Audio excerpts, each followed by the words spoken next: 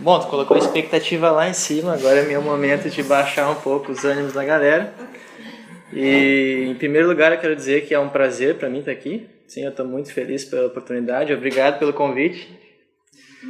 E quero dizer também que essa é a minha primeira palestra, então é outro motivo pelo qual eu estou muito contente de estar aqui falando para vocês. E também porque qualquer coisa estranha que acontecer na palestra, assim, né, que pode acontecer, é por causa disso. É a minha primeira palestra. E a terceira coisa que eu quero falar é que o PPT é feio, tá? E eu não investi tempo na estética dele, até porque ele é mais para me organizar, assim, a gente conseguiu esse projetor assim meio que de última hora, assim, então já que vai ter projetor, vamos usar um PPT para, né, colocar algumas citações, algumas coisas que eu acho que vai ajudar. E antes de começar a palestra, assim, eu gostaria de delimitar mais ou menos sobre o que eu vou falar e sobre o que eu não vou falar, porque sobre cinema tem muita coisa que pode ser dita, né? E, em primeiro lugar, eu não vou falar sobre linguagem audiovisual, sabe? Sobre enquadramentos, movimentos de câmera e como isso afeta as pessoas e tal. A gente não vai dissecar aqui cenas e ver como é que o cineasta construiu visualmente a cena e tal. Não é sobre isso, assim. A palestra também não é sobre aspectos, assim, sabe, mitológicos, sabe, de escrita de roteiro, sobre aquela jornada do herói, que é uma coisa famosa, assim, para quem trabalha com roteiros e tal. Também a gente não vai falar sobre isso. Eu vou fazer um recorte, assim, que relaciona cinema e cosmovisão, assim, quais são os principais ou alguns dos aspectos que fazem os filmes carregarem certas mensagens, certos temas, sabe? Passarem certas premissas, assim, que acumulando vários filmes eles vão começando a formar uma cosmovisão, influenciar uma cosmovisão. Então, os conceitos que eu vou trazer aqui, assim, é bem delimitado, assim, são os conceitos que eu vou trazer 3 conceitos principais. Eles poderiam ser outros, poderiam ser vários outros, e eu escolhi esses porque eu acho que eles são bem práticos, assim, para usar, sabe? Você pode identificar eles, assim, claramente nos filmes, e eu acho que eles instrumentalizam bastante o nosso olhar para os filmes, assim, para a gente conseguir ter um olhar mais crítico para o cinema e para essa arte, esse entretenimento. Então, para dar início, eu vou falar um pouco da estrutura, mais ou menos, geral da palestra, assim. A primeira parte da palestra eu vou falar sobre cosmovisão e qual é o papel da arte na formação da cosmovisão. Num segundo momento, eu vou fazer um recorte no cinema, sabe? Num tipo específico de cinema, que é o cinema clássico, cinema hollywoodiano, que é o cinema que deve compor a 90% dos filmes que a maioria de nós assiste. Então tem vários filmes cult, assim, que estão fora desse recorte, assim, ou filmes mais da alta cultura, assim. E no final, a gente vai ter umas reflexões finais, assim, que são implicações das coisas que a gente vai ver aqui, dos conceitos que vão ser apresentados. E, conforme o tempo for, a gente vai olhar isso em prática, em algumas cenas de alguns filmes. E eu acho que vai ser bem legal, assim. Então, essa primeira parte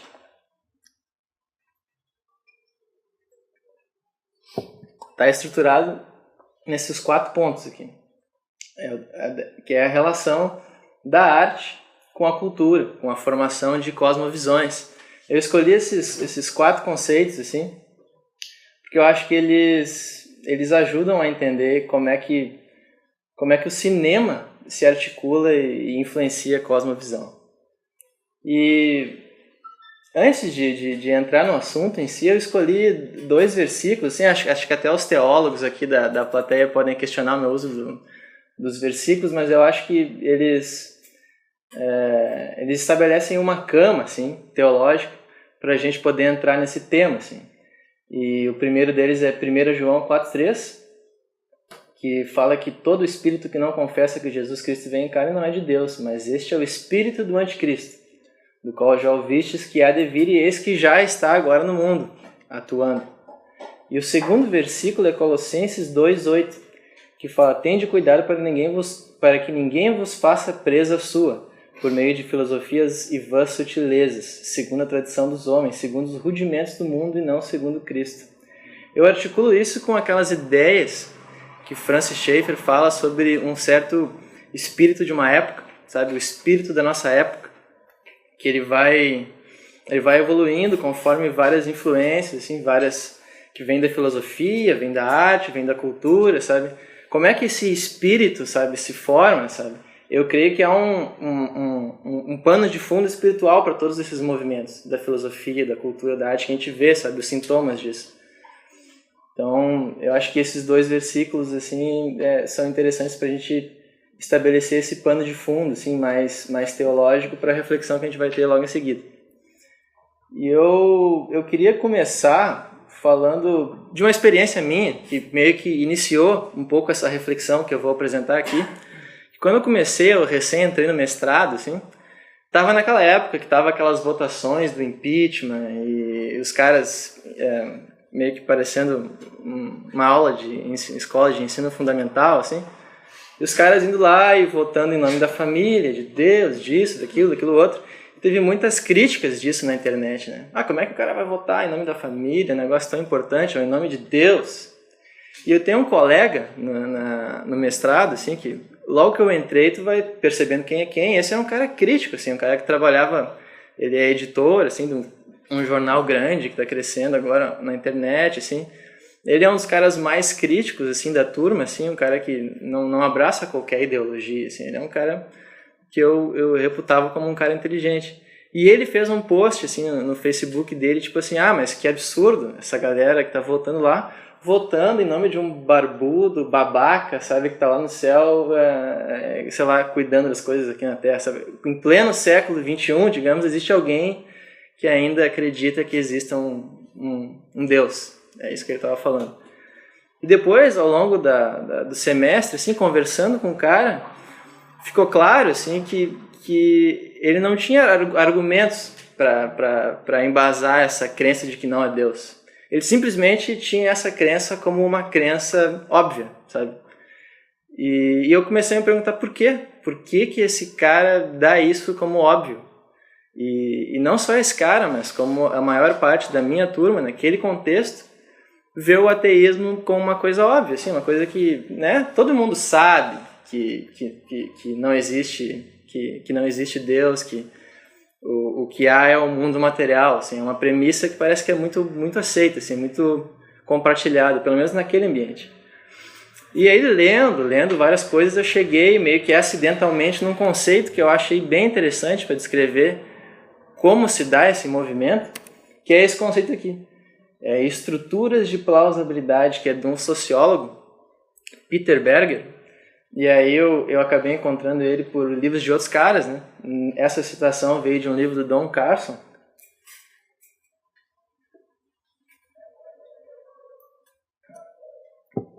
Que remete exatamente a isso que eu falei.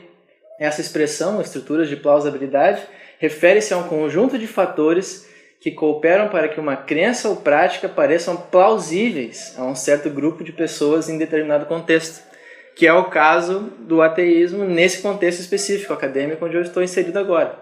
Na sociedade em geral tem outras estruturas de plausibilidade. E aí, entrando um pouco mais nesse conceito, ele aparece assim, em alguns outros autores, e eles explicam um pouco mais como é que essa obviedade, apoiada por enorme pressão social, acaba se formando. Eles são produtos de muitos séculos de profundas transformações intelectuais e sociais. Ou seja, essas estruturas elas vão se formando, vão mudando, sabe, conforme as épocas. E um conjunto dessas estruturas, assim, várias dessas estruturas comumente aceitas pela sociedade, acabam formando o que a gente pode chamar de cosmovisão.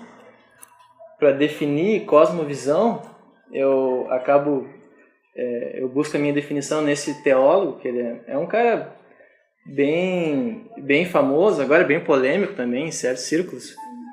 E esse cara, ele se refere à cosmovisão como o final de uma cadeia de porquês, entendeu? Você vai perguntando a alguém, mas por que você pensa de tal forma? Ele vai te dar uma resposta. Aí você, mas por quê? Ele vai te dar outra resposta. Mas por quê? No final dessa cadeia de perguntas de porquês, você chega na cosmovisão do cara. O que é essa cosmovisão? É um imaginário que ele tem, que forma as lentes pelas quais ele olha o mundo. E a gente tem um certo imaginário compartilhado que acabam formando a cosmovisão de uma determinada sociedade, ou de grupos, ou de comunidades, de um contexto social.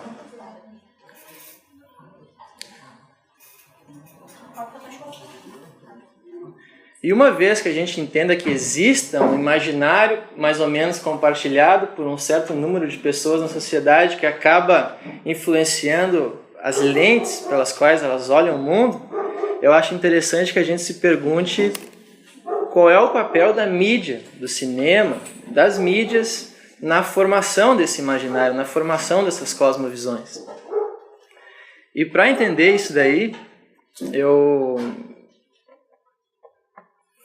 usei alguns conceitos desse livro aqui, que é As Ideias Têm Consequências. É um livro interessante, eu não li inteiro, eu só li a parte que me interessava, mas um dia eu quero ler inteiro. E esse cara ele tem um conceito interessante. Esse livro foi escrito lá por 1940 e poucos, então a TV nem era muito popular ainda na época.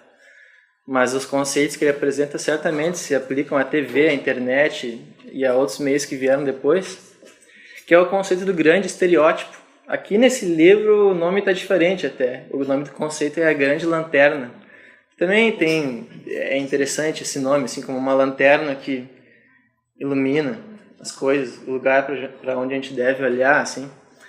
E esse conceito de grande estereótipo, ele fala que a mídia, na época da imprensa, cinema e rádio, né, mas como eu falei, a TV e a internet também entram nesse mesmo grupo, ela projeta retratos selecionados da vida, na esperança de que aquilo que é visto será imitado. Ela cria, sei lá, um estereótipo de como é a vida, entendeu? De como deve ser mais ou menos a vida das pessoas, cria certas expectativas para a vida das pessoas, dá padrões de comportamento, de moda, de relacionamento, de tudo que a gente pode imaginar, entendeu? Ela cria certas estruturas de pensamento para nós. Joseph Campbell também é um cara que estuda mitologia comparada. Ele é famoso assim para quem curte estudar roteiros e narrativas, histórias. Ele também fala que histórias são metáforas, modelos de comportamento humano. Assim, a gente podia aplicar isso para o cinema, né? Porque o cinema também cria esses modelos de comportamento. Então esse conceito do grande estereótipo eu acho bastante interessante para a gente pensar qual o papel que a mídia, de forma geral, tem na formação das cosmovisões. Ela ajuda a criar um imaginário compartilhado que cria para as pessoas um grande estereótipo. Esse outro autor aqui, ele escreveu esse livro, Vida, o filme, e o que ele fala sobre o cinema em si, eu acho que ele corrobora com esse conceito do grande estereótipo. Assim. Isso aí é meio que o sumário, assim, aquela contracapa do livro desse cara. E ele fala que o cinema, a influência do cinema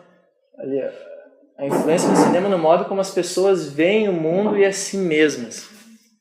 Esse é o tema do livro dele e ele fala umas coisas interessantes.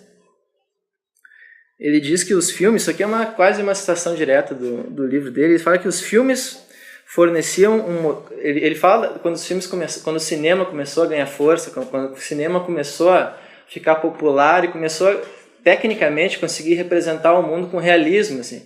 Então muita gente começou a assistir o cinema e ficou popular. E ele fala que nessa época os cinemas começaram a fornecer um modelo tangível para se moldar a vida e um padrão de referência para medi-la. Tanto em questões triviais como moda, comportamento, quanto outras mais sérias, como as expectativas a respeito do curso da própria vida ou do valor dos próprios feitos. A leitura dele é que quando o cinema começou a se popularizar, por ele ser uma arte mais realista que as outras, assim, mais realista do que um livro, por exemplo, é uma transcendência mais barata. Assim. Você não precisa se concentrar tanto, exercer tanto esforço intelectual para imergir na narrativa de um filme em relação a um livro ou algo do rádio, sonoro, em relação às outras mídias. Assim. O cinema, por ter esse realismo, ele ganhou muita força e começou a se tornar um padrão. Então a gente pode pensar em coisas bem banais, assim como eu li, pelo menos, eu não sei se isso é verdade, que a camiseta não se usava, assim, sem uma camisa por cima, só a camiseta por baixo. Foi a partir de um filme do James Dean, acho que é Rebelde, não me lembro o nome do filme, Rebelde Sem Causa. Esse filme, ele meio que lançou essa moda, assim. Teve outro filme do Marlon Brando, que lançou a moda da jaqueta de couro. Então são coisas banais, assim, mas eu acho que esses autores, eles argumentam que não só por essas coisas triviais como a moda, vestimentas, os filmes acabam fornecendo um padrão de comparação para a gente medir a nossa própria vida, de forma geral.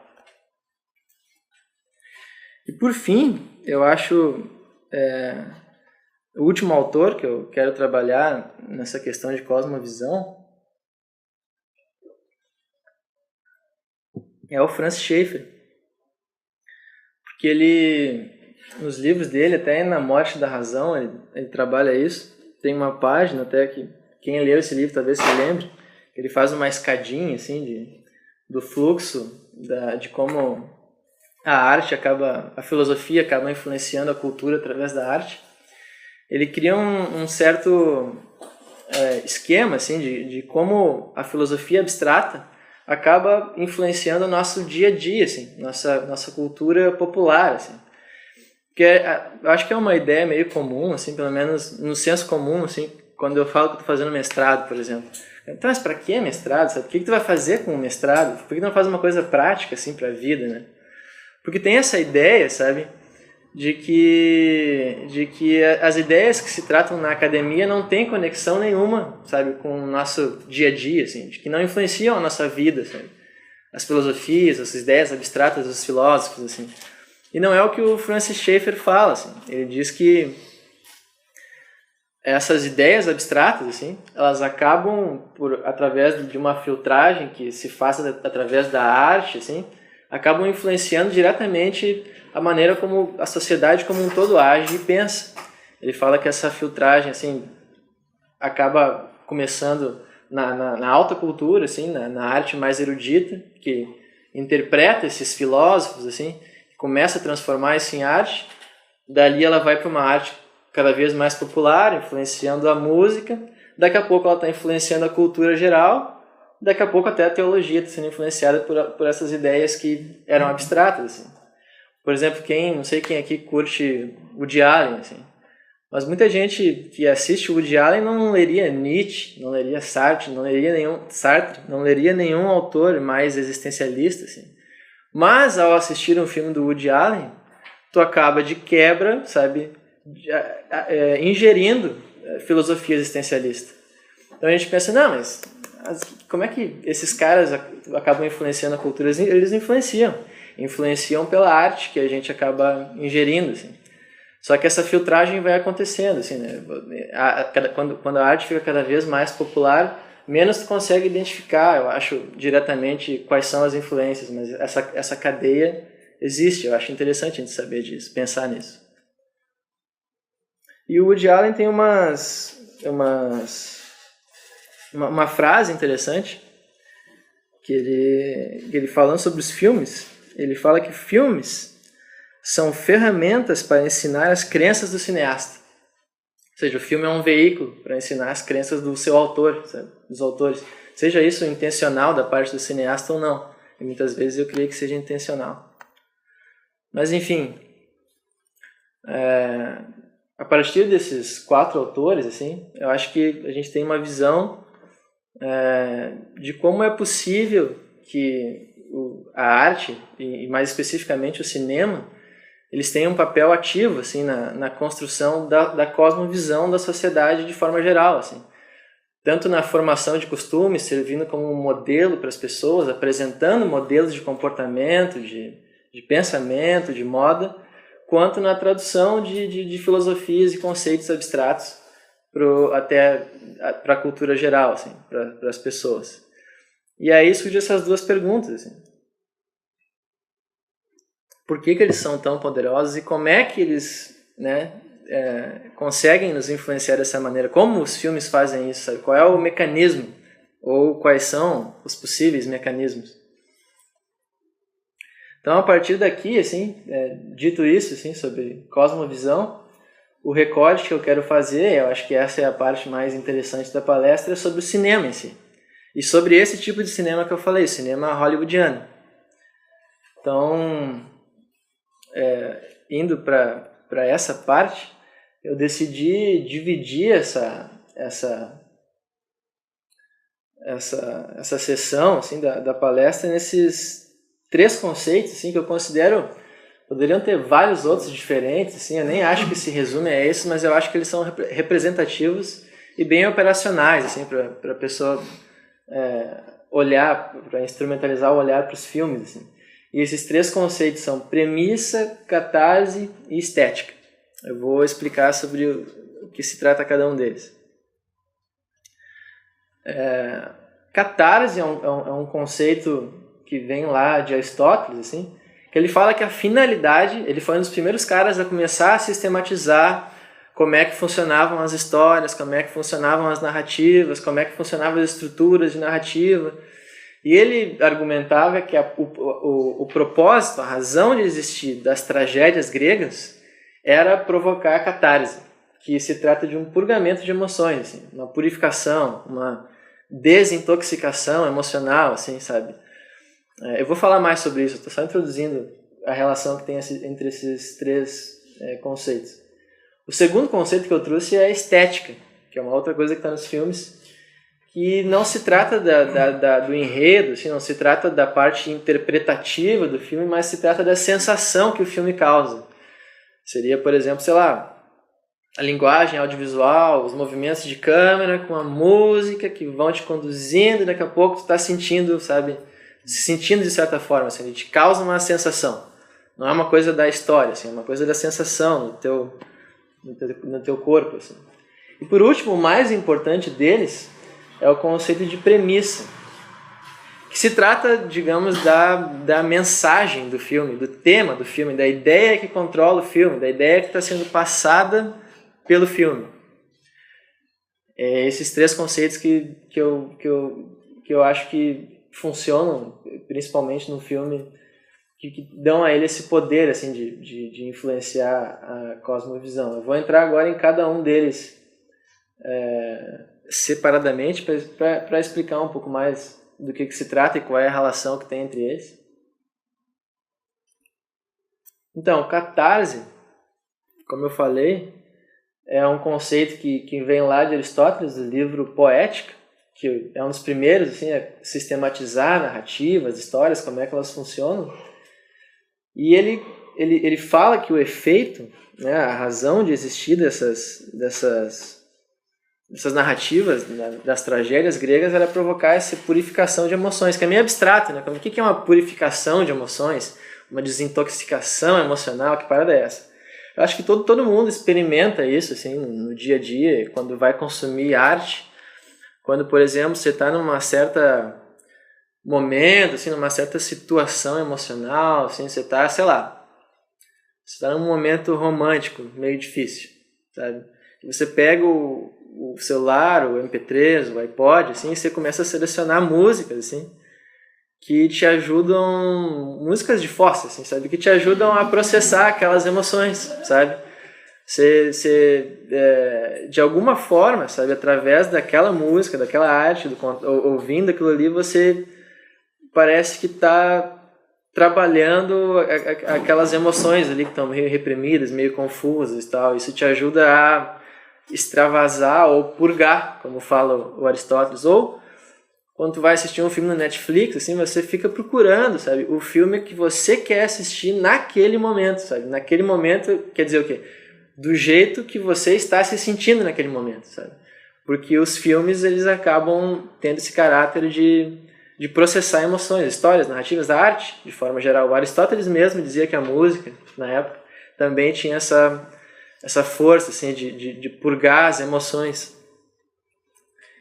E falando de catarse, assim, tem um outro autor que falou disso mais tarde, que é Umberto Eco. Esse cara é famoso, assim.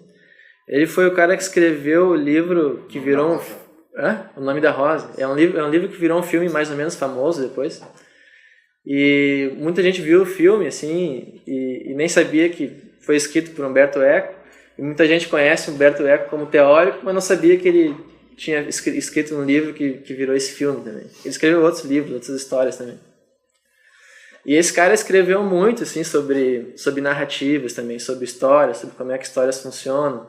Tentou sistematizar várias coisas assim, sobre escrita e tal. E ele trabalhou com esse conceito de catarse também.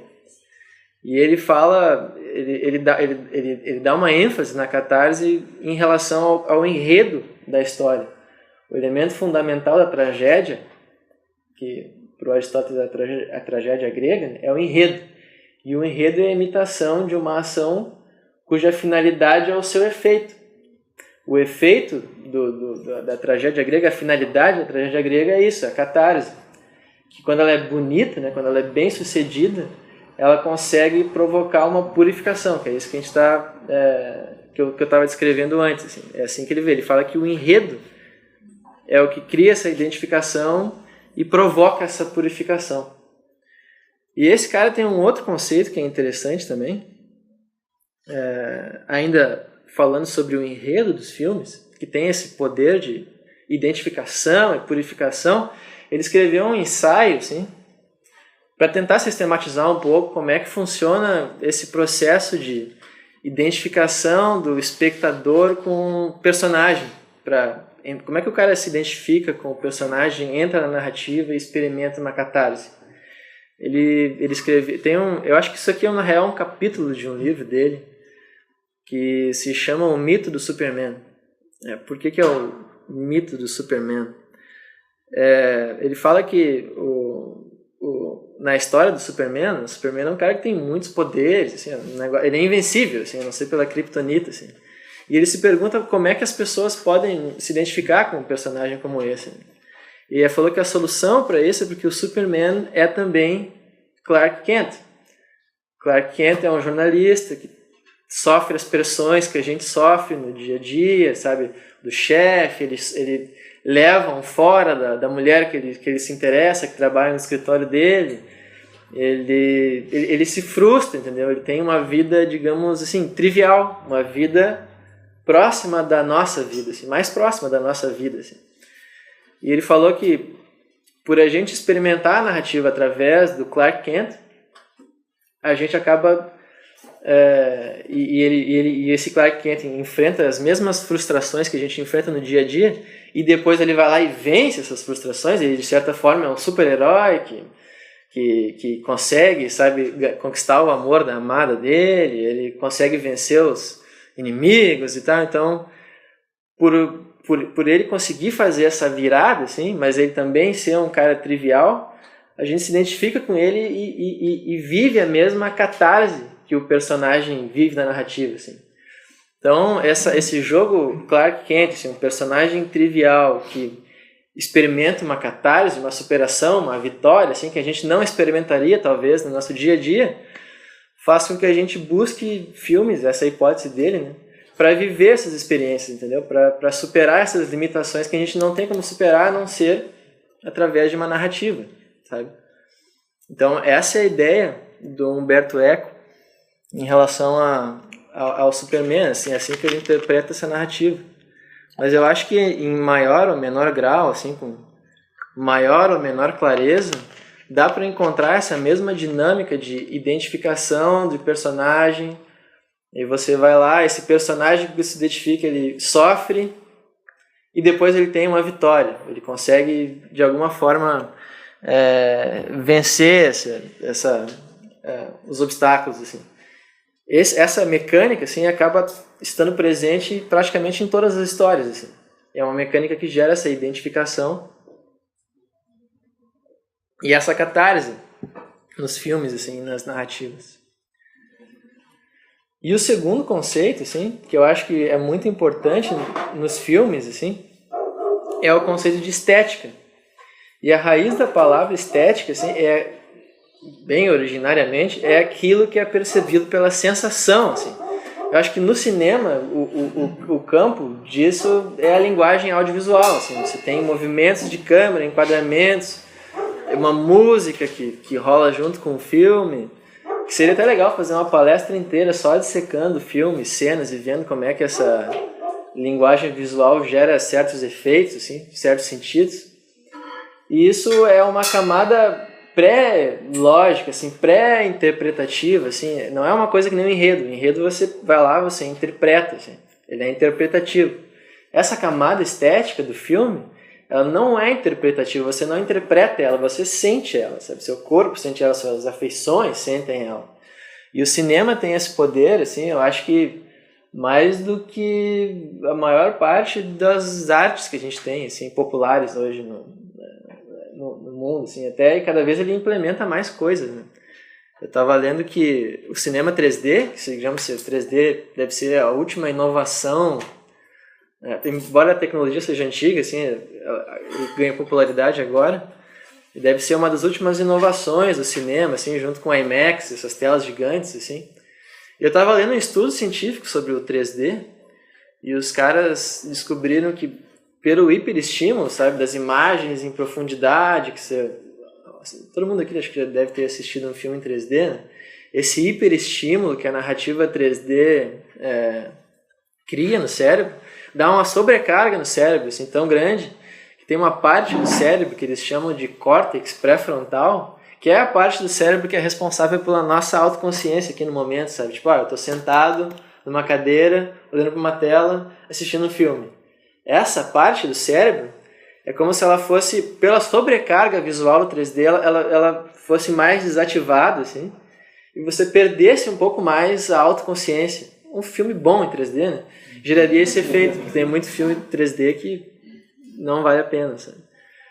E um filme bom em 3D teria esse efeito, assim, eu achei interessante, assim, perceber isso, assim, como esse tipo de tecnologia do cinema, assim, que afeta as nossas sensações, tem esse poder, assim, de nos provocar esses sentidos, assim, esses efeitos meio que para além da nossa interpretação ou percepção consciente.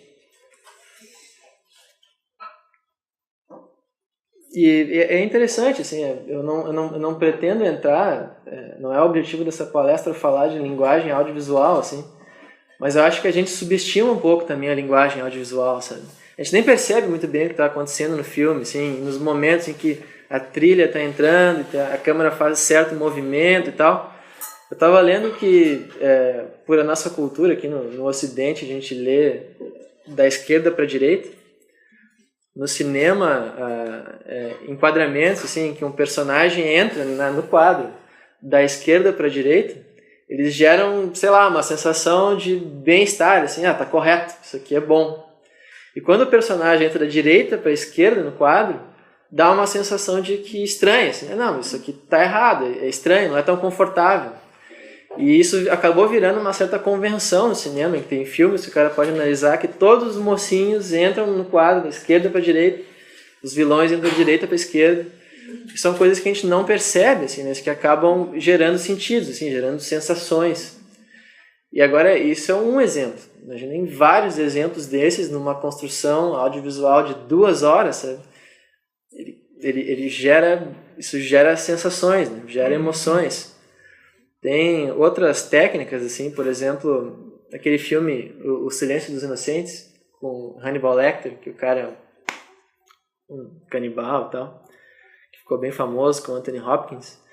Na cena do interrogatório, por exemplo, o personagem, o psicopata, ele é sempre enquadrado grande no quadro, num ângulo meio de baixo para cima, e a personagem que está em desvantagem no quadro, ela fica sentada e enquadrada sempre um pouco mais de longe, ela é menor no quadro, de cima para baixo, a luz deles é diferente, e todo esse tipo de enquadramento, assim, aí eu li sobre isso, assim, então eu espero que esteja correto. Tem estudos assim, comprovando que esse tipo de enquadramento de baixo para cima, ele cria uma sensação, um efeito de superioridade para o cara. Ele parece estar maior, parece ter mais domínio da cena, porque ele é enquadrado de baixo para cima, ele parece estar olhando a pessoa, sabe, de cima para baixo. E a outra personagem enquadrada mais de cima para baixo, ela acaba perdendo domínio na cena. Então tem vários recursos assim que são de linguagem assim visual que a gente não interpreta, que a gente só percebe de maneira quase inconsciente, que estão ali no filme gerando sentidos, gerando efeitos. E isso é a camada estética, que funciona junto, associado com o enredo. do filme. E talvez um exemplo assim, desse tipo de camada estética assim, é tipo aquelas não interpretativas, tipo você tá andando assim, por exemplo, num carro, ouvindo rádio com alguém e, sei lá, tá ouvindo com teu pai, assim, tá ouvindo no carro e toca uma música, eu tô falando isso que meu pai tá aqui, né? E toca uma música lá, digamos, da época dele, e que a letra é em inglês, mas a música tem uma baladinha legal, assim, o cara, essa música é bala, música da minha época lá, que eu ouvi, assim, assada, muito bonita essa música e tal. Só que a letra da música pode estar falando um negócio, sabe, completamente diferente, assim, sabe? Tem uma música que eu vou falar porque meu pai está aqui, então eu tenho liberdade para isso, assim. E é uma música Pina Colada, eu acho que é o nome. Que é uma música famosinha, assim. Pina Colada, sabe? Toca no Guardiões da Galáxia agora. E aí eu toquei essa música em casa um dia e meu pai falou assim, essa música é muito legal, aumenta o volume aí que eu quero ouvir. Ele tava fazendo alguma coisa na cozinha, assim. E é uma música que, sei lá, ela parece ser legal, assim, parece ser meio romântica, parece ser uma letra agradável, alegre e tal. Só que a letra da música fala de um cara que ele vai lá e põe um anúncio no jornal que ele tá cansado da mulher dele. E aí ele, pra você, eu quero sair, eu quero dar uma mudada, assim. E se você gosta de pinha colada, e você gosta disso, daquilo, então me encontre no lugar tal, tal e tal, e aí a gente vai conversar e tal. Ou seja, um cara que estava cansado da mulher e botou um anúncio no jornal, dando ali características da mulher que ia gostar dele, assim, caso quisesse ir no encontro. E no final da música, só para não ficar esse clima, assim, ele acaba encontrando a própria mulher, que ela leu o anúncio e eles acabam se reencontrando, assim, se redescobrindo. Mas mesmo assim é uma letra que trata de um certo adultério, digo, né? Só que a estética dela é legal, a camada estética.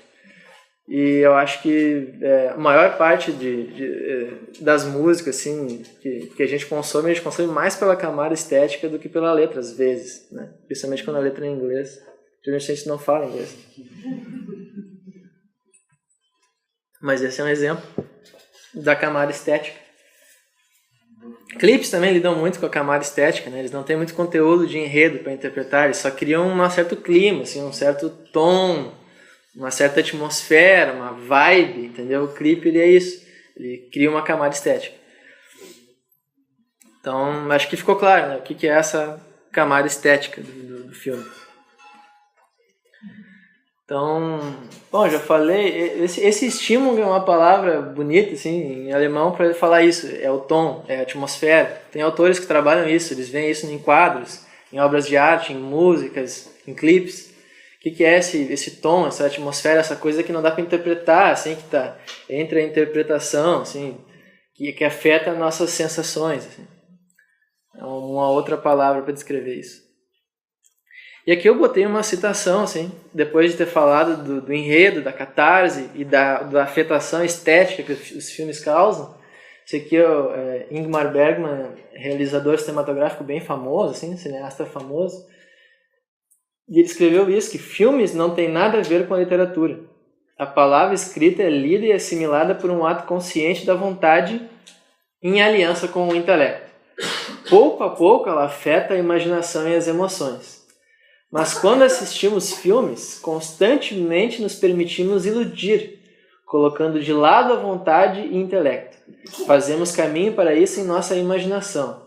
A sequência de imagens atua diretamente em nossos sentimentos. Aqui ele está falando, talvez, está falando dessa afetação estética que o filme gera, mas, claro, essa afetação estética nunca está separada do conteúdo, né? Forma e conteúdo, dá para pensar dessa forma, assim, forma e conteúdo do filme. Os filmes eles trabalham, o que eu tinha falado, eles têm uma força de gerar sensações assim, bem mais forte que outras artes, assim, e esse cara reconheceu isso. Então, por que eu falei de estética e catarse? Porque esses dois elementos, né, a parte do enredo, que nos identifica e que acaba gerando uma catarse, a estética, que afeta nossas sensações de uma maneira que a gente nem percebe, são um veículo nos filmes para uma premissa. que digamos, é o tema do filme, assim, é a mensagem do filme, que a gente recebe, às vezes, de maneira meio imperceptível. E o que é a premissa, né? O autor que meio que cunhou esse termo de premissa no cinema é um cara chamado... O cara é húngaro, eu não sei como é que pronuncia o nome dele. O nome é Lajos Egri. Se alguém aqui sabe como é que se pronuncia, porque eu tenho certeza que eu estou pronunciando errado. Ele escreveu um livro que eu desconheço se tem uma edição em português, mas que a tradução seria tipo A Arte da Escrita Dramática. Woody Allen, se referindo a esse livro e a esse cara, Woody Allen, um realizador também bem conceituado, ele fala que eu ainda acho que esse livro, né, A Arte da Escrita Dramática, é o melhor e mais estimulante livro já escrito no assunto. E eu tenho todos eles. Então, se o Woody Allen falou isso desse cara, eu acho porque ele merece, de alguma forma, alguma atenção. Mas antes de entrar no conceito, assim, de premissa, eu quero ler um trecho curto do Ortodoxia, do Chesterton, que falando de contos de fada, numa certa parte do livro, ele escreve isso aqui. O que me interessa agora é aquela ética e filosofia que nasceu dos velhos contos de fada. Se me pusesse a descrevê-la pormenorizadamente, poderia apontar os muitos e nobres princípios contidos em tais contos. Temos a lição de cavalheirismo que nos é dada por Jack, o matador de gigantes. Os gigantes devem ser mortos porque são gigantescos. É uma revolta humana contra o orgulho considerado como tal. Temos uma lição da Cinderela, que é a mesma do... Ele usa uns termos meio eruditos aqui, né? Magnificat, que é exaltou os humildes. Ele está fazendo uma referência ao texto de Lucas 1,52. Há uma grande lição contida em A Bela e a Fera. Uma coisa deve ser amada antes de ser digna de amor. Há uma terrível alegoria em A Bela Adormecida, que nos mostra como uma criatura foi presenteada com todas as dádivas ao nascer, apesar de amaldiçoada com a morte. E como a morte também pode talvez ser suavizada pelo sono.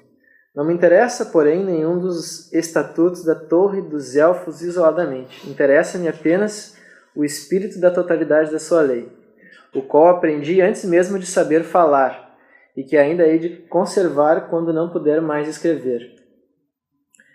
Interessa-me determinada maneira de encarar a vida, maneira essa que aprendi nos contos de fadas, e que desde então foi serenamente corroborada pelos fatos mais simples. Ele está falando, ele não usa esses termos, mas basicamente ele está falando de premissa, a premissa dos contos de fada. Qual é a moral? Dá para dizer que a premissa, digamos, é a moral da história, a mensagem da história. Ele está falando disso nos contos de fada, assim, meio intuitivamente, assim, sem usar um conceito para se referir a isso. E o que é a premissa, né? O que é a premissa da história nos termos desse autor aí, desse Lajos Egri? A premissa se trata de uma articulação de 3 elementos, que é o personagem, o conflito e a resolução. Numa história, assim, num filme, numa narrativa, assim, acho que em qualquer narrativa, não só no cinema, a história sempre é um conflito. É um conflito de forças, o filme inteiro. Tem um personagem que quer uma coisa, tem alguma coisa que não deixa ele conseguir aquela coisa, um antagonista, por exemplo, e eles ficam num conflito e no final há uma resolução desse conflito, um desfecho. A maneira como esse conflito se resolve prova uma premissa. Essa é a ideia. Então, ele dá exemplos de premissas, assim. Ele descreve, isso aqui é uma citação direta do livro, que uma premissa é uma sentença de 3 partes que leva a uma conclusão lógica, como frugalidade leva ao desperdício. A primeira parte sugere um personagem, digamos um pão duro, né? Tem esse slide aqui. A segunda parte sugere um conflito, né? Alguma coisa, um personagem que ele entra em conflito com alguma coisa. E a terceira parte, desperdício. Por exemplo, um personagem pão duro, ele não quer pagar o imposto, e por não pagar o imposto, ele é executado pelo Estado. Então, a premissa se provou. Uma frugalidade, um cara pão duro, leva ao desperdício. Essa é a premissa da história. E o argumento dele é que toda história tem essa premissa, que pode ser formulada em uma frase. O que é a ideia do filme? Qual é a mensagem do filme? Qual é a ideia da história? Entendeu? O tema da história, a ideia. Então, como eu estava dizendo, toda a premissa envolve um conflito, que, sei lá, pode ser um conflito de protagonista com um vilão, pode ser o homem contra a natureza, por exemplo, esse último filme do Leonardo DiCaprio, O Regresso, boa parte do filme é ele contra a natureza. Pode ser um conflito interno, pode ser uma articulação de todos esses conflitos, né? O cara tem um conflito interno, tem um conflito com um antagonista, tem um conflito, vários conflitos. E toda a história tem vários conflitos pequenos, assim, que não são o conflito maior do filme, assim. E um outro elemento, assim, que está presente nesses conflitos é as próprias cosmovisões que os personagens têm, assim, ou às vezes nem isso é explícito, mas nos filmes, assim, no cinema, isso é uma coisa que está presente aqui nesse livro aqui. O cara trabalha isso, que é o livro Cinema e Frankenstein, que é um livro interessante, assim, sei lá, para quem quiser aprofundar no assunto, porque ele pega vários filmes aqui e analisa qual é a cosmovisão que esse filme aqui apresenta, sabe? Como é que ela aparece. Ele tem capítulos aqui, divide por cosmovisões e trata de filmes que trabalham essas cosmovisões, como é que elas aparecem e tal. É bem interessante. Mas o argumento dele é que os personagens, assim, os filmes, eles encarnam cosmovisões. E isso é muito poderoso, assim, não é como uma proposição que você ouve, você concorda, você analisa. É mais poderoso você ver aquela cosmovisão encarnada em forma de personagem, sabe? Tem exemplos aqui de filmes pra gente assistir depois e ver essas cosmovisões encarnadas assim, nos personagens. Mas cada filme tem personagens que encarnam cosmovisões e essas cosmovisões estão em conflito. Então a cosmovisão que perde é a cosmovisão que o autor do filme não quer que você acredite. E a cosmovisão que ganha, da maneira que ganha, é a cosmovisão que o filme, digamos, está vendendo. Assim, muitas vezes, tem exceções. E esse é um mote de Hollywood, né? Que está em quase todos os livros assim, de roteiro. Que você mostra, você não conta, você encarna as ideias, as cosmovisões nos personagens e na narrativa. Assim. Então, a ideia da premissa do filme é isso. Você tem um conflito no filme, esse conflito gera uma resolução, gera um desfecho, e a maneira como esse desfecho acontece, a maneira de quem ganha e como ganha, prova uma premissa, assim, ela prova uma visão de mundo, ela contém uma ideia. Depois a gente vai ver isso em exemplos claros assim, de filmes para ver esse negócio em ação. E também tem esse lance de premissas assim, que são provadas ao longo de pequenos conflitos do personagem na história. Assim. Eu não sei quem aqui já viu aquele filme Questão de Tempo, About Time. A gente viu, eu não sei quem curte aqui a nossa página de Amigos de Labri na internet, mas a gente fez uma sessão de filmes esses dias, assim, que foi na casa do Arthur e da Mireia. A gente viu esse filme, Questão de Tempo. E esse filme, ele é um filme que a gente discutiu ele depois, assim, e ele tem várias... A moral da história é legal. Assim, no final, o personagem descobre que aproveitar os pequenos momentos da vida é o que leva à felicidade. Digamos que, grosso modo, a gente podia dizer que essa é a premissa do filme. Assim, não sei se vocês vão concordar com a interpretação. Que é uma premissa bonita, sabe? No final do filme, o filme acaba provando isso. O personagem aprende isso. As histórias têm isso, o personagem ele aprende alguma coisa, ele muda, ele tem um arco, assim. E a gente vive essa mudança junto com ele. E o que o personagem aprende no filme é isso. Só que até chegar lá, até provar essa premissa, tem pequenos conflitos na história. Às vezes o filme tem uma moral bonita, assim, mas tem vários pequenos conflitos durante o filme que provam outros tipos de premissa. Uma coisa que causou desconforto quando a gente estava assistindo esse filme é que a história do filme é um personagem que ele pode voltar no tempo e mudar coisas, né? E aí, no começo do filme, ele conhece a menina que vira o amor da vida dele, assim, num cinema.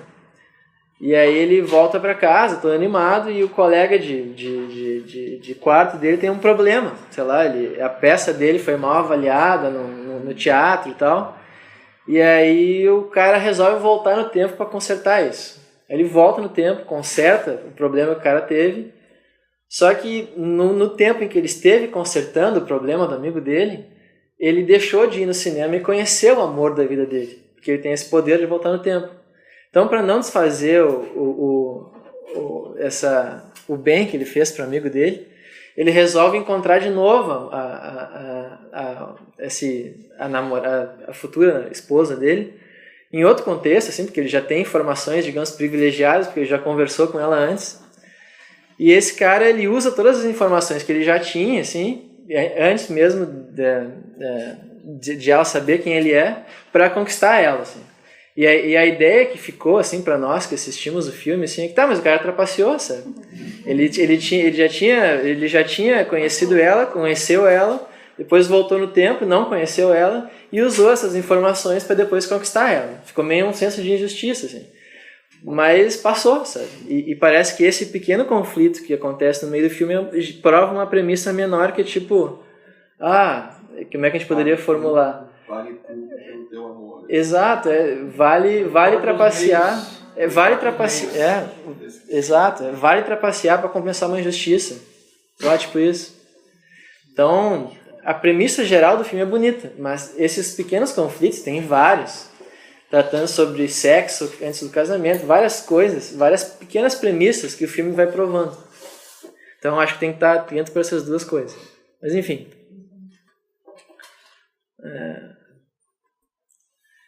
Eu peguei uma outra frase aqui para finalizar esse pedaço aqui, de um realizador, que ele fala que o filme é o maior professor, pois ele ensina não só através do cérebro, mas através de todo o corpo. É essa ideia de que o filme ele envolve com o enredo ele envolve nosso intelecto, com a estética ele envolve nosso corpo, e através desse envolvimento ele passa uma ideia, prova uma premissa. Então, esse é o impacto que eu acho que o cinema tem nas cosmovisões, e eu quero passar para uma parte mais de considerações assim, finais, assim, de implicações que eu acho que dá para tirar desses conceitos, implicações práticas assim, para a maneira como a gente assiste filmes, assim, que depois a gente vai aplicar logo em seguida em algumas cenas, assim. Nem sei quanto tempo já passou.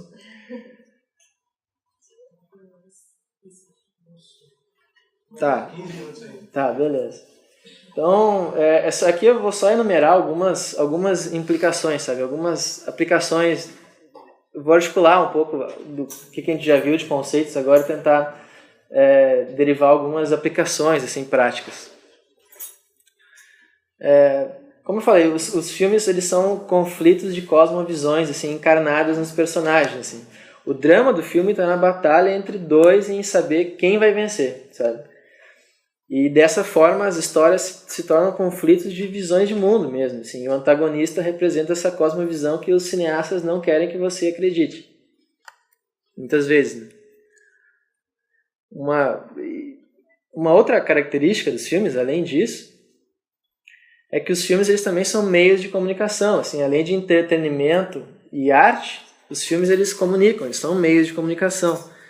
E todo e qualquer filme, assim, seja ele bom ou ruim, ele apresenta ideias, assim, ele estabelece certos tipos de pessoas como heróis e vilões, apresenta cosmovisões, e eles interpretam a realidade de uma maneira particular, assim, desses filmes, quer isso seja intencional pela parte do produtor ou não.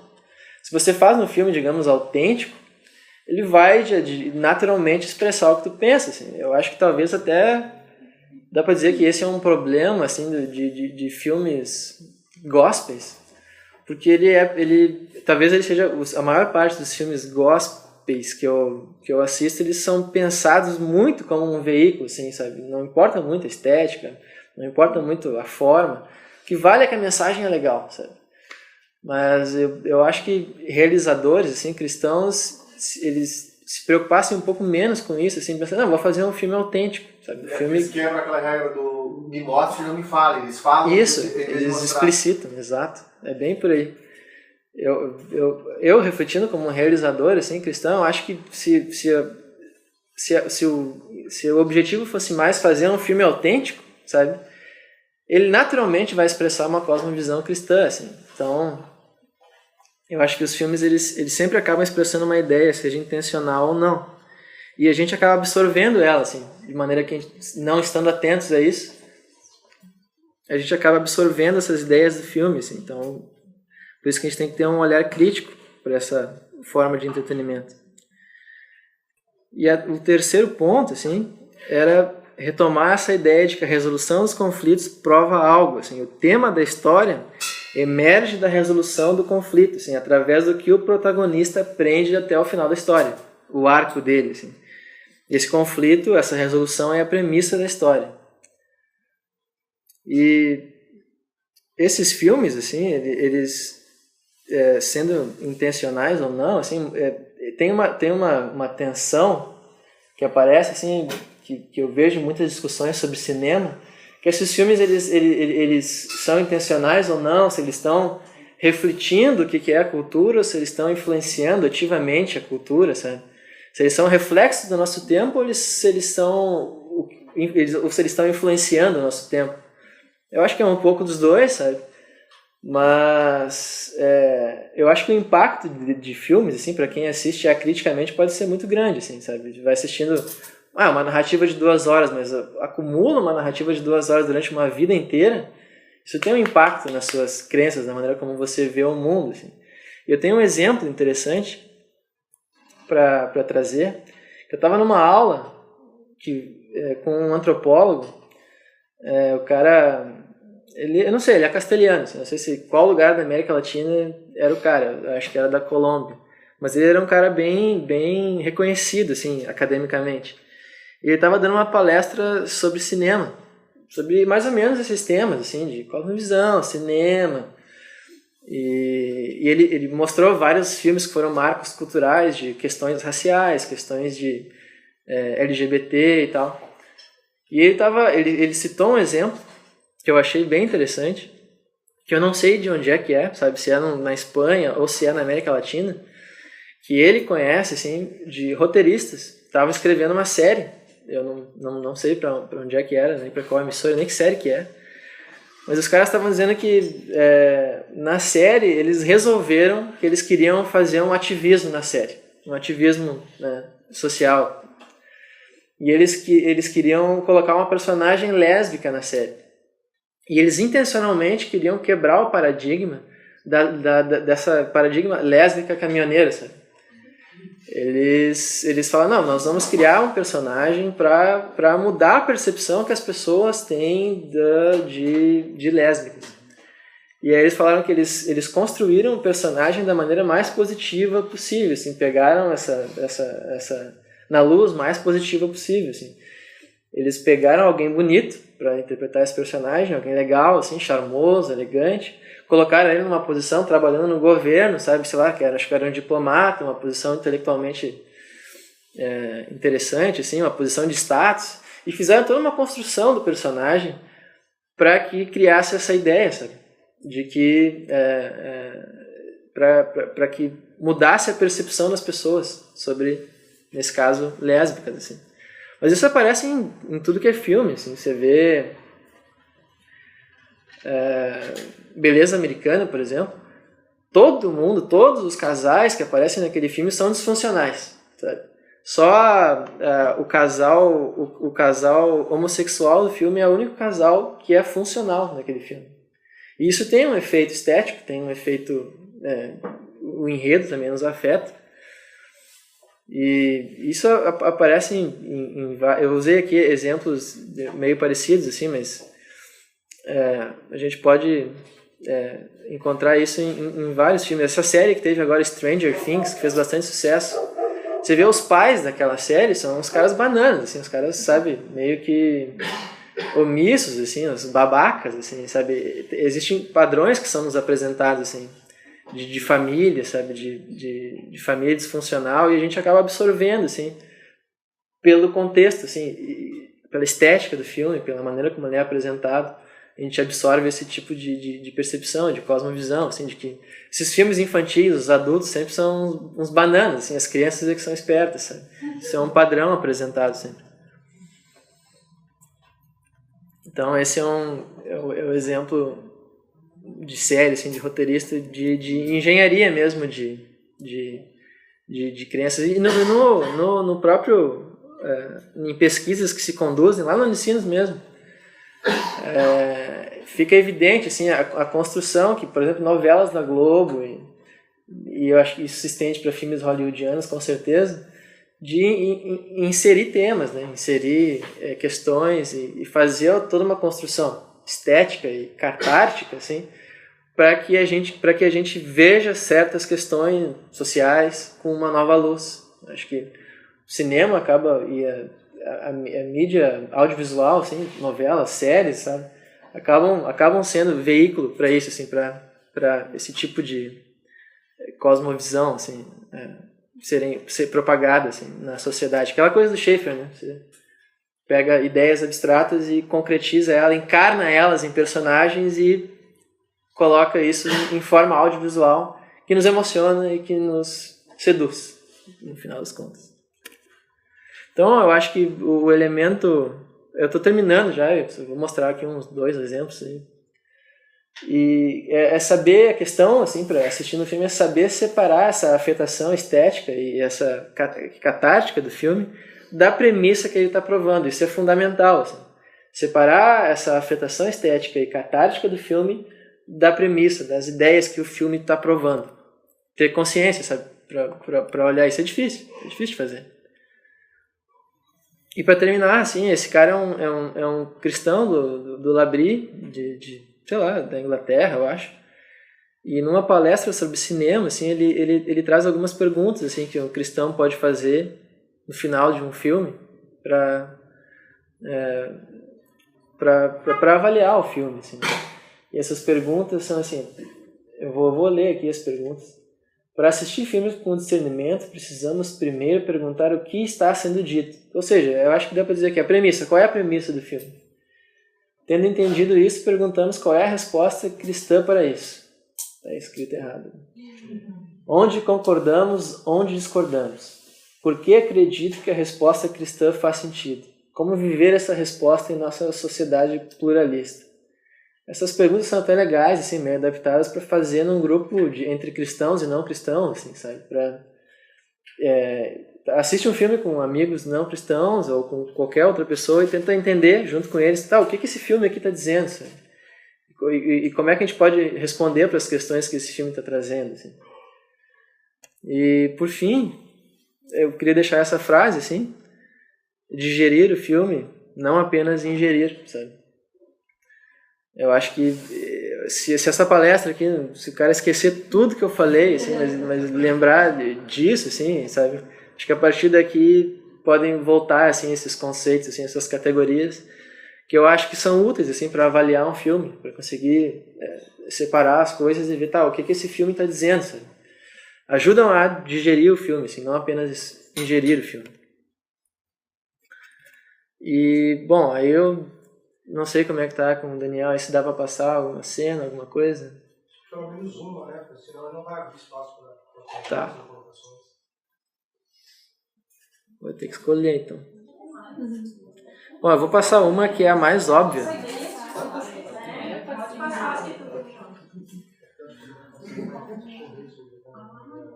Eu vou tentar ser o mais rápido possível, tá?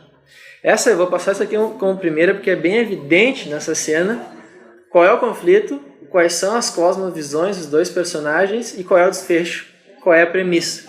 É bem evidente nessa cena. Talvez vocês já tenham visto esse filme, Colateral, com o Tom Cruise e com o Jim Fox.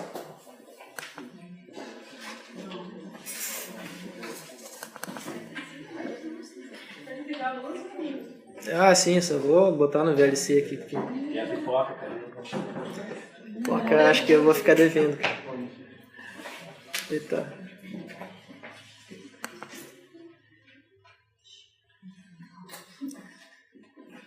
Desculpe fazer vocês esperarem até o final para assistir uma cena de filme.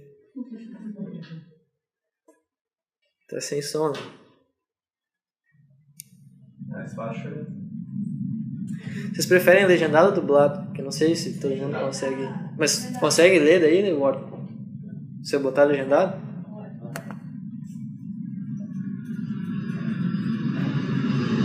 Ah, não, esse aqui eu só baixei dublado. Então eu peço desculpas. Mas os outros tem legenda. Só faltou aparecer. Deixa eu dar um contexto dessa cena. Esse cara é um assassino e ele contrata um taxista para fazer a noite inteira dele. Ele tem que ir em vários lugares, matar umas 7 pessoas, assim. Ele contrata um taxista para levar ele nos lugares. O taxista acaba descobrindo que o cara é um assassino, né? E esse cara ele tem uma cosmovisão bem definida, assim, bem pragmático, assim. E o cara do táxi é um cara bem acomodado, assim, com a vida. Pega a balainha. Você está vivo. Eu salvei você. Não me agradece? Não. Só sabe ficar aí calado. Ele acabou de matar um cara. Fala? Me manda calar a boca!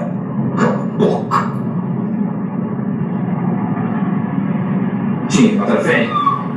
Quem é esse Fene? Fene, policial.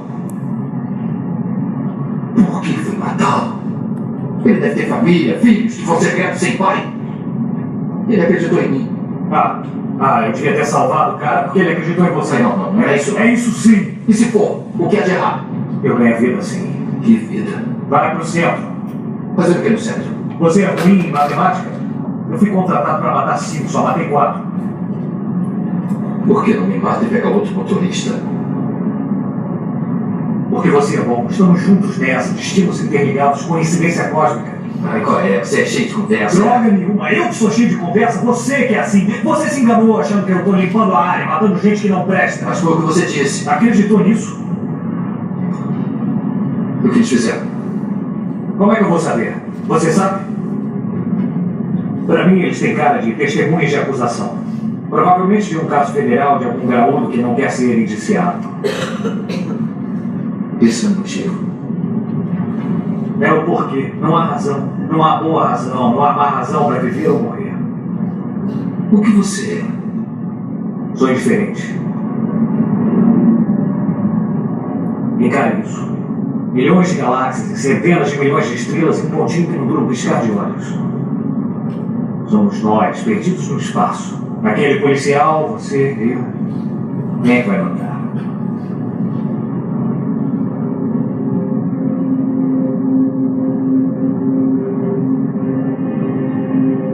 Qual é a sua? O que é? E se alguém pusesse a arma na sua cabeça e dissesse: você tem que me dizer o que há na sua cabeça ou eu vou te matar?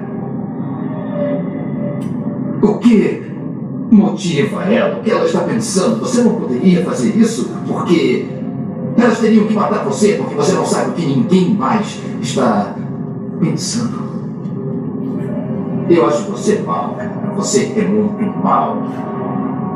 Quem é você, cara? Um daqueles sujeitos que viveram em instituições? Tem alguém aí dentro? Todos os valores que existem dentro das pessoas, e você, eles não existem. Não.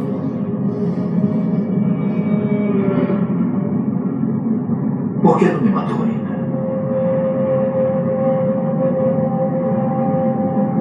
De todos os motoristas da cidade, fui logo pegar o Max, Dr. Sigmund Freud.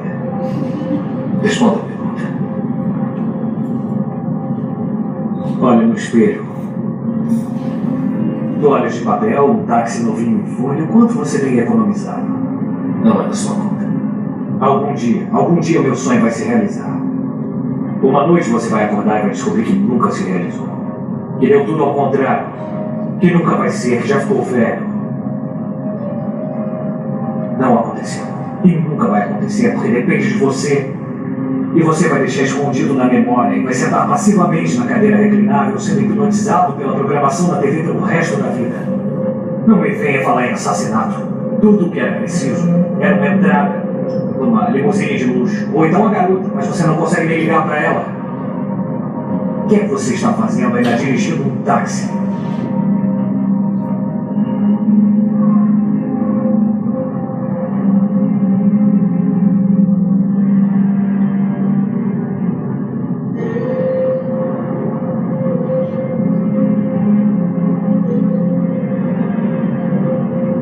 Eu nunca parei para encarar isso. Só para me ver. Eu devia. Eu tentei jogar para sair do buraco, só que foi um plano fadado ao fracasso. Devagar. Tem que ser perfeito, tem que eliminar todo o risco. Eu poderia ter feito a hora que quisesse. Sinal vermelho.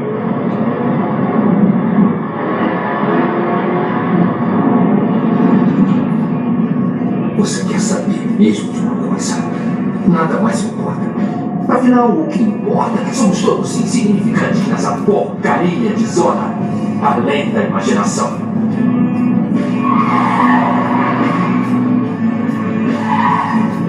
Assim pensa o sociopata do banco de trás.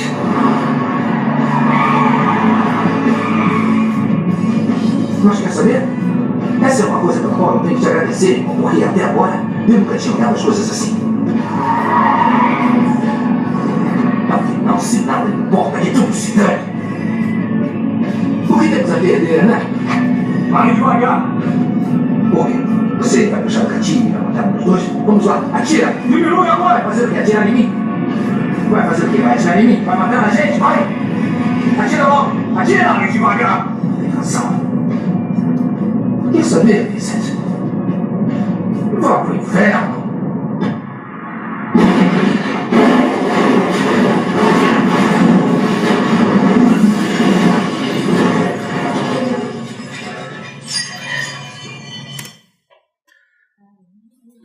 Bom, eu acho que esse exemplo ele é bem claro, assim, o cara explicita a cosmovisão dele, assim, o cara meio que é um nihilista, meio darwinista, assim, o que tem é matéria, nós somos químicos, nada faz sentido, o universo não faz sentido nenhum, e o outro cara é um cara que, frente à mortalidade, assim, ele é forçado a meio que agir, sabe, a sair da complacência e agir, e levando as conclusões lógicas disso até a última consequência, ele percebe que o auto-sacrifício é a melhor opção naquele momento, assim.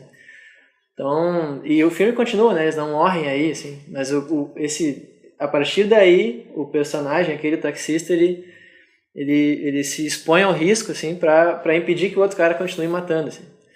Então, ele age e o outro cara mantém a cosmovisão dele de que nada faz sentido, assim. Eu diria que a premissa desse filme seria algo como o auto-sacrifício vence a indiferença. Algum tipo de indiferença cósmica, ou a indiferença do outro cara em relação a qualquer coisa na vida, assim. É uma premissa, assim, positiva, né? Eu acho que está bem encarnado nesse filme as duas cosmovisões, assim, do protagonista e antagonista. Bem explícito. Colateral. Vocês querem ver mais um exemplo ou a gente faz perguntas?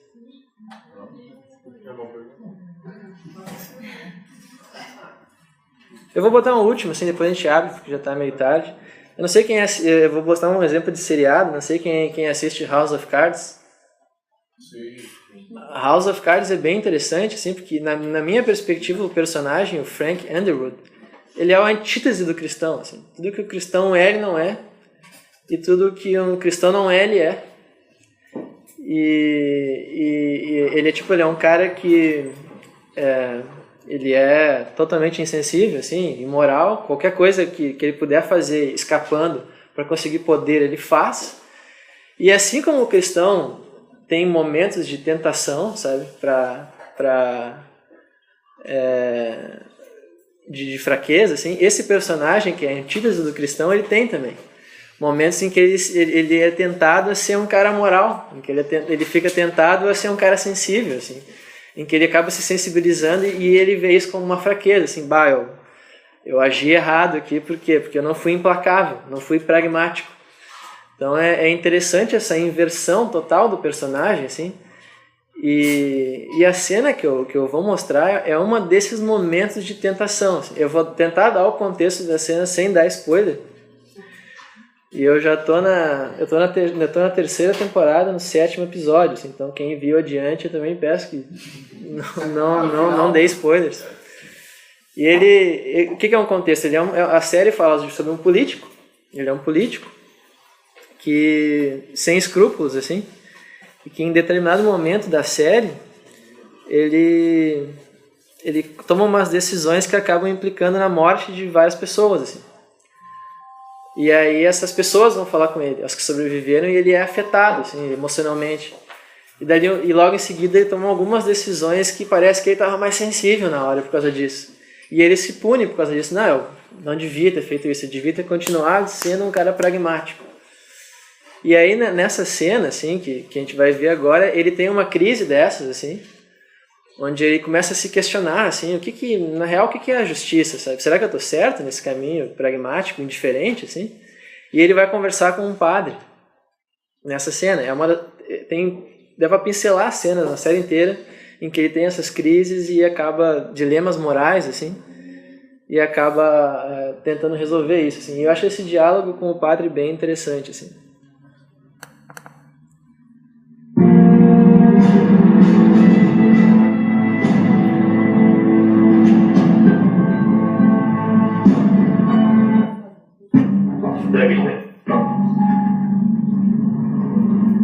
Vamos na frente, eu não demoro. Legendado? No one wanted me seeing you yet. I want to be a part of it. The real reason. That's why. Why did I hold back? Why did I show Jacobs any mercy? Frank, this doesn't sound like you. Put this behind you. Think about what's next.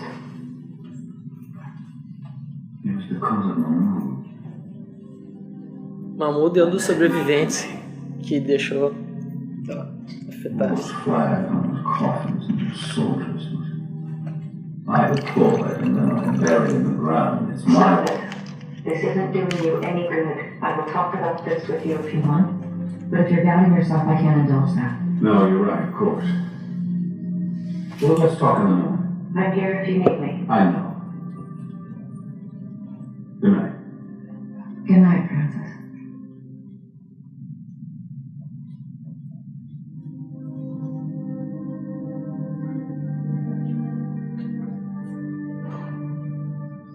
Vou avançar um pouquinho, ele liga pro padre, marca um encontro com o padre na igreja.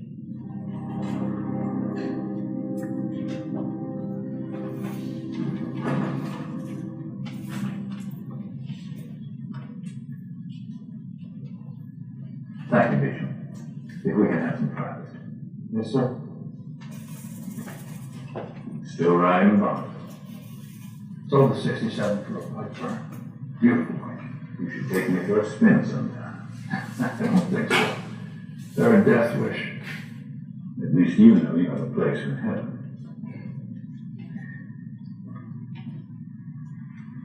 What's on your mind, Mr. President? Burial the other day. We talked about Abraham, Isaac, God, giving up his only son. Between you and me, that's the same sermon I always use at Army. You put enough soldiers in the ground, you get tired of writing new ones. It was the first time I heard it. Won't be the last. I want to understand what justice is.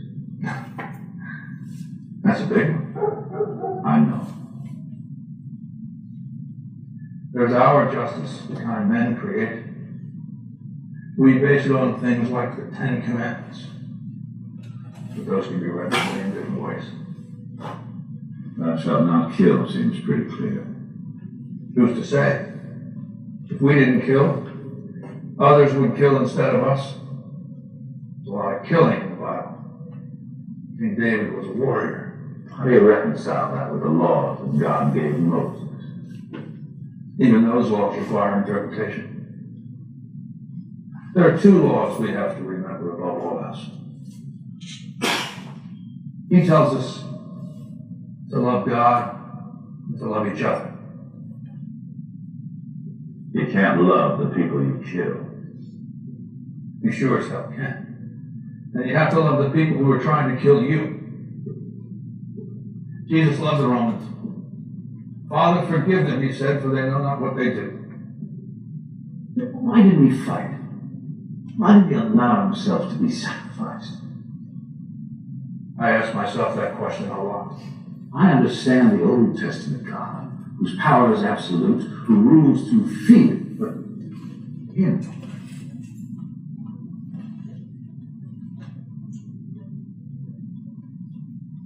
There's no such thing as absolute power for us, except on the receiving end. Using fear to get you nowhere. It's not your job to determine what's just. It's not your place to choose the version of God you like best. It's not your duty to serve this country alone, and it better not be your goal to simply serve yourself. You serve the Lord, and through him you serve others. 2 rules. Love God, love each other. Period. You weren't chosen, Mr. President. Only he was.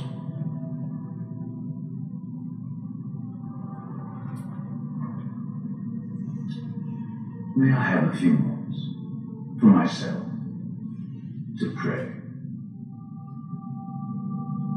It's all yours.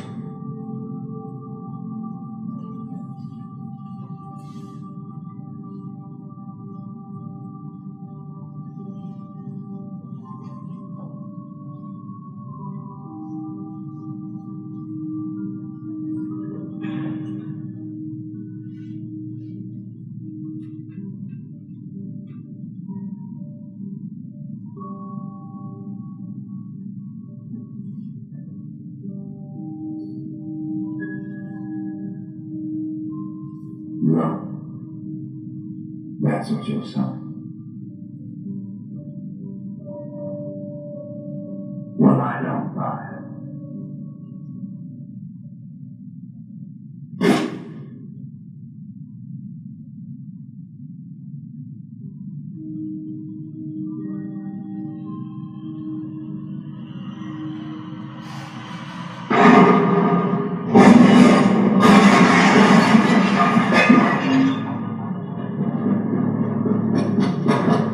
Is everything all right, sir? I was praying and it just fell.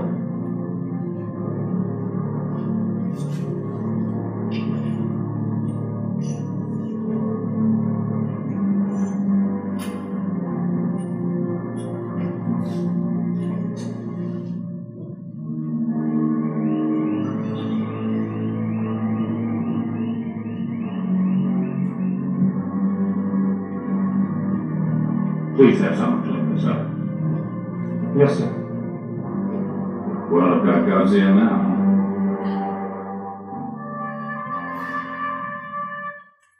A premissa dessa série, assim, Essa foi de qual temporada? é o episódio 4 da 3ª temporada.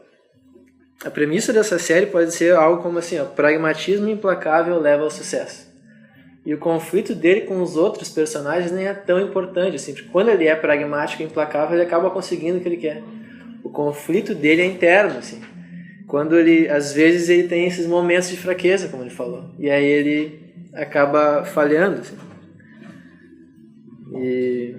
Bom, eu podia falar mais sobre essa cena, assim, acho que até teologicamente ela é bastante questionável, assim, as posições do padre. Tem muita coisa que pode ser dita, assim. Mas eu acho que o tempo já está adiantado, assim, eu acho que era isso. Os outros exemplos a gente pode deixar para um outro momento. E eu espero que tenha ficado tudo claro, pessoal. Eu acho que pode ter sido... Foi denso, assim, mas eu espero que vocês tenha sido proveitoso. E agradeço a atenção de todos. E desculpe se ficou cansativo, assim, não sei quanto tempo, que horas é agora, mas enfim, obrigado e é isso aí, pessoal.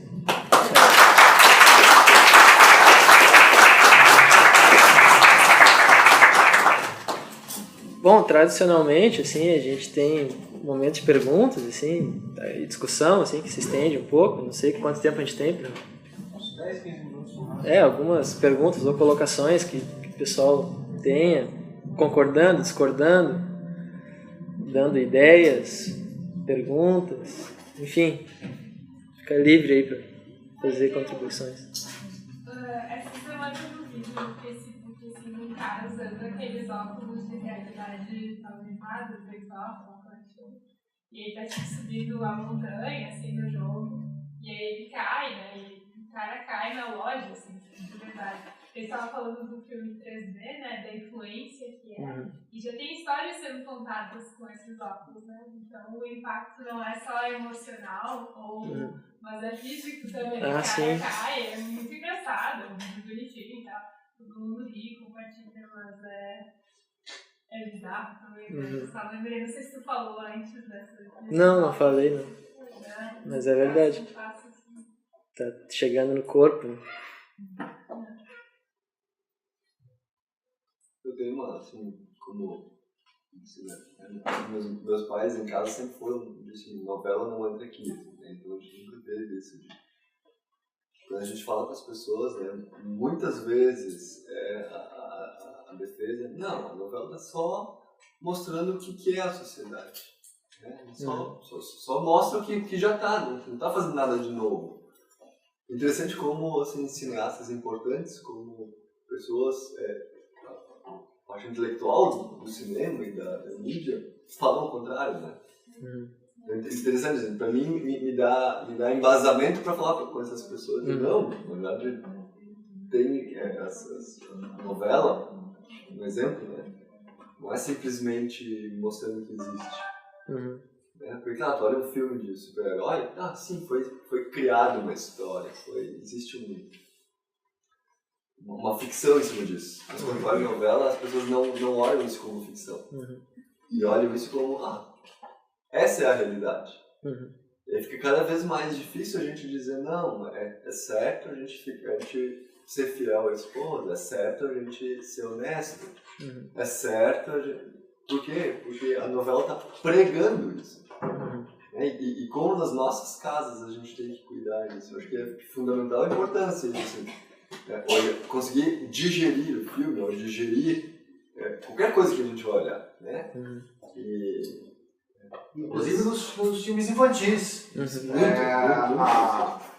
Ariel desobedece o pai e faz assim, então, e depois o pai se desculpa porque eu exigi tanta obediência da tua parte, sabe? E aí isso aí se transmite para os nossos filhos, né? E vários outros temas dentro de misticismo, de aquele, eu não sei o nome em português, em inglês é Lady and the Tramp, dos dois cachorrinhos. O que é a ideia? Tu conhece o cachorro que é bandido e tu é lady e tu vai gostar do bandido, né? Tu vai ensinando as meninas de pequena, tu vai curtir o bad boy, o bandido. Então, desde filme infantil já tem essas narrativas, essas ideias já colocadas. O que você acha do efeito do que alguns chamam de balcanização agora do entretenimento, no sentido que hoje, antigamente todo mundo assistia só a Globo, hoje tem vários canais com assinatura, muitos nem mais assistem a televisão aberta, ou só assistem Netflix, ou baixam na internet, abaixou o preço de produção, então hoje o cara faz um filme com alguns $1000 de equipamento, que pode ter qualidade alta e pode divulgar isso, e as pessoas vão buscando mais, e não tem aquela coisa que todo mundo viu o mesmo programa, todo mundo viu o mesmo filme. Tu acha que isso vai permitir a entrada vai ser mais difícil de ter aquelas ideias que toda a sociedade aceita? Cara, não sei, né? Esse é um novo contexto tecnológico, assim, uma sociedade mais mediatizada, tecnologia mais acessível para a produção de filmes e tal. Mas toda vez que aparece uma nova tecnologia, assim, o pessoal fala, agora a tecnologia anterior vai morrer, sabe? O cinema vai acabar quando apareceu a TV, sabe? Mas não, continua, assim, os filmes mainstream, que a galera vai lá e lota salas de cinema, continuam, sabe? Eu acho que esse processo se mantém, assim, talvez ele se complexifique mais, se disperse um pouco mais. Mas eu acho que essa, digamos, engenharia, assim, essa estrutura que eu apresentei, assim, do papel da arte, sabe, se mantenha mesmo, assim, talvez ela se disperse um pouco mais, sim. Mas eu acho que não muda muito, assim. Acrescentam coisas novas, mas não muda muito a estrutura. Acho que a estrutura mantém, mas eu acho que o poder de manter unificado a mensagem, no Hollywood, que tem uma eles vão ter mais dificuldade de manter essa unanimidade de cosmovisão. Vai ter mais concorrência de cosmovisões por causa do barateamento da tecnologia. Tem que ver o que as pessoas assistem, né? Tipo assim, qual o alcance desses filmes que são mais independentes e tal. Eu acho que acho que a Hollywood tem, pela distribuição, né, pela grana, tem muito poder ainda, assim, mesmo com essas outras redes de distribuição. Gostaria de fazer um comentário, não sei, acho que vai também na linha que tu comentou também, né? O Huckmacher, que é bem conhecido do Labrie, ele fala, por exemplo, dessa influência, né? Eu acho que também é uma das grandes discussões que tu trouxe, que acaba também, né, são questões assim que vem na nossa cabeça. Afinal, a vida imita a arte ou a arte imita a vida, né? Quem influencia quem? Alguém influencia mais?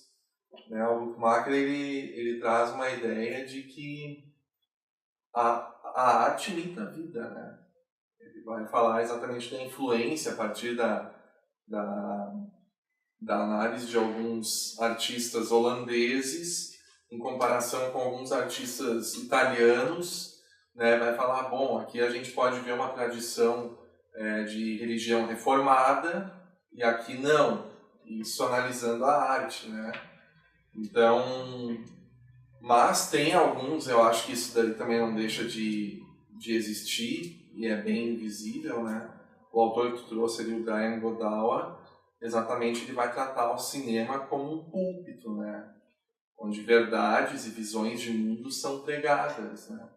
Então tem essa balança, assim, né? Mas acho que a grosso modo a gente pode trazer, de repente, é que essas cosmovisões que são pregadas, elas bebem da influência do seu tempo e do seu local onde elas são produzidas, né? Então, hoje tanto se fala em questões de homoafetividade, etc. Não é um acaso. Existe sim uma venda, né, de como olhar para essas questões do cinema, existe, mas isso também faz parte da cultura ocidental do século XXI. Né? Então, essa discussão ela já está em movimento antes do cinema, né? Antes da novela, etc.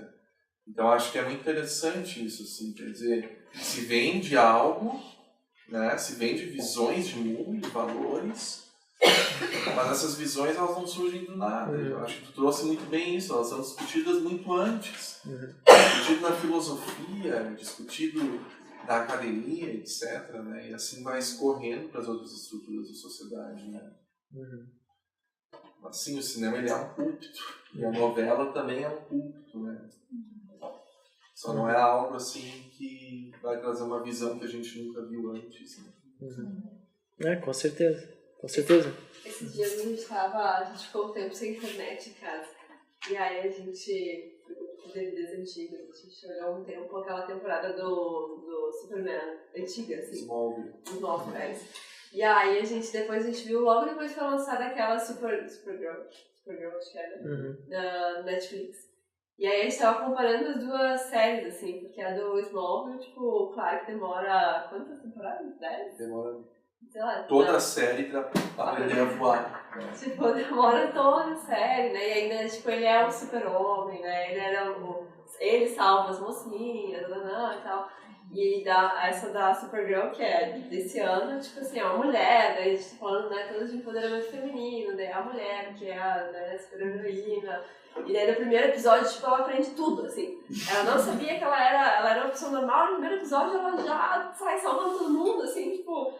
é um tempo totalmente diferente, assim, isso, sei lá, deve ter uns 10 anos de distância entre um e outro, assim. Então a gente notou muito a influência dos tempos, assim, né, no tempo que a gente está vivendo, nesses seriados, assim, né, a mudança disso. E fazendo um comentário, eu já vi muitas vezes do filme em si não apenas influenciar a pessoa que está assistindo, mas também influenciar o personagem em si. Porque muitas vezes o personagem, ele faz um papel onde ele está morrendo e aquilo influencia na vida dele. De que ele morre também. Acontece a fatalidade dele morrer. O ator. Reproduzir aquilo que ele está fazendo na ficção também acontecer na realidade. Dele morrer, fazendo a mesma cena. Você está se afogando, está fazendo uma cena de afogamento e ele se afoga também. Sim, tem o caso da novela. Não entendo como é que isso pode influenciar tanto na vida do personagem. Tem atores que têm essas experiências, assim, de entrar tanto num personagem que ele depois não consegue sair, assim. Tem atores que, o Val Kilmer, quando interpretou o carinha do The Doors, o Jim Morrison, ele entrou tanto no personagem e pedia para os caras chamarem ele de Jim Morrison no set, fora do set, que quando acabou o filme ele achou que ele era Jim Morrison. E ele teve que entrar numa clínica mental, assim, para voltar a ser Val Kilmer. Tem outros casos, assim, que acaba... O Peter Sellers dizia que ele fazia várias vozes, ele fala assim, eu não sei qual que é a minha voz de verdade. Eu faço todas as vozes, mas eu não sei o que é a minha voz, eu sei que fazer vozes. Mas enfim, a gente podia ficar discutindo aqui por mais tempo, mas eu acho que já se estendeu demais aqui a palestra, já é 10 para as 10. Eu agradeço aí a contribuição de todo mundo e a gente vai ter um momento agora de comer aqui, continuar discutindo isso em tempo de troca. Vou fazer uma oração final para a gente finalizar e para o próximo momento. Pai, obrigado por esse tempo de discussão e palestra, Deus. Eu te peço que nos abençoe agora nesse próximo momento e espero que todos nós podemos ter um olhar mais crítico para as produções culturais da nossa sociedade, para a arte, especialmente o cinema que é produzida, Deus. Eu te peço que a gente possa te refletir nessa arte também, nós que somos cristãos e que tenhamos alguma vocação para a realização audiovisual, Deus, no cinema. Te peço e te agradeço por tudo isso. Amém e amém. Sim.